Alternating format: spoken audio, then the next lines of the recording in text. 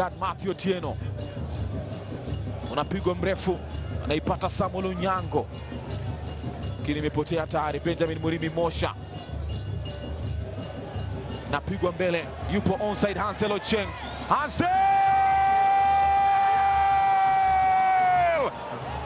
Hansel! Walisimama wote, wakamsahau kabisa Hansel.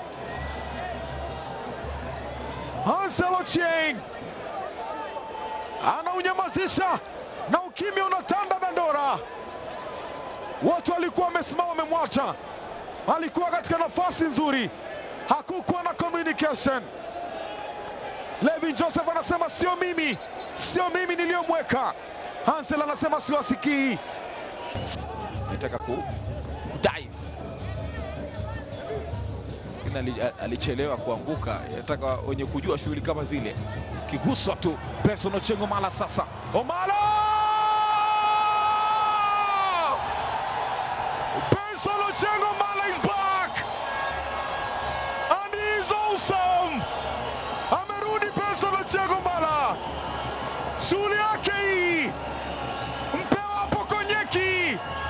Anaendelea alipoachia alipoondoka. Benson Ochieng Omala. G2. Ananyanyua mashabiki waliojitokeza Dandora hapa. Kangemi Highway Branch. Safi ulinzi ya City Stars lazima iwe makini. Salim Odeka Messi na Wycliffe Omondi. Dennis Oalo Ochieng. Tafuta Hansel, ameipata kwa kichwa. Oh, kibendera kimenyanyuka. Weka kwenye tuta. God Matthew anabisha, lakini Hansel anazidi kuwa mwiba. Aliingia kaupata mpira wa kwanza.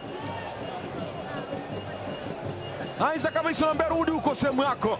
Unajua ulichokifanya. Anaendelea kuwa mwiba. Aliupata mpira wa kwanza. Mikono yake gadi yakatoka. Yakacheza mwili wake Hansel. Oh, kweli. Kioo akidanganyi. Anakataa God Matthew. Penalty. Vincent Otieno Owino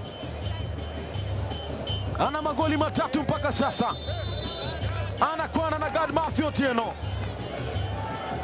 Nafasi kwao kupata uongozi. Daudi mbele ya Goliathi. Vincent Otieno!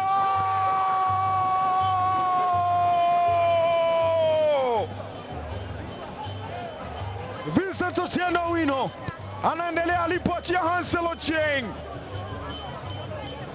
Gada na wasomea wenzake. Kinitari, makosa yamefanyika. Naye Vincent alijitoa. Ulikuwa na confidence sana. Pale wajua tunaona mechi sana, tunaanalyze ama vile wanacheza opponent, unajua weakness yao, wanacheza na 3 at the back, ule mmoja anakanyaga juu anajisawa na kwa 2 at the back. 2 at the back ukiweka 2 strikers unapata nafasi mara mingi sana. Maana yake wale wawili wakiwa defender they are less motivated wakati wanatakiwa, it's automatic. Unaelewa? So wakati wanacheza na 3 at the back because wanacheza na 3 na 4 katikati na 2 mbele. So pale ukisha outnumber numerical advantage at least unapata kitu. Na vile nilikwambia tuko 11 na referee mmoja. So hakuna ule mkubwa, hakuna ule mdogo. Ni watu wapambane. Imekuwa mechi nzuri, ni opponent wazuri. Nashukuru Mungu tumewapiga first leg, tumewapiga second leg. Despite watu pale chini ina show kuna character. Ushanielewa? Kuna character kwa pale chini maanisha ati wewe una deserve kwa pale. Ni bahati mbaya tu. Vijana unaona wanainuka. Sasa hivi piga mbili zikifuatana, inshallah Mungu akisaidia hizo zingine tukiendelea. Safari bado tunayo hapo kidogo. Safari bado mnayo. Kidogo tu, si sana. Shakula 1-2 halan wa salan. Au sio? Na sasa utakuwa umewaruka Bidco United na alama 30 sasa. Bila shaka ile safari ambayo unasema ni mechi baada ya mechi inawezekana. Unajua ukiwa pale chini number 1 lazima uwe na 11 players that wanaweza win ball.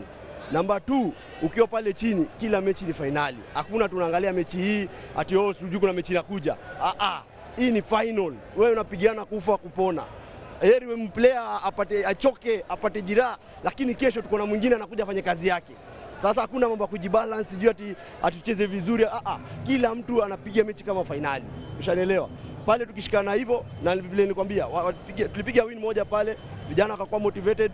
Alafu mara mingi unapata ukiwapatia tactical information inawapatia moyo zaidi. Maana tayari unaona striker anaona ndio ibao.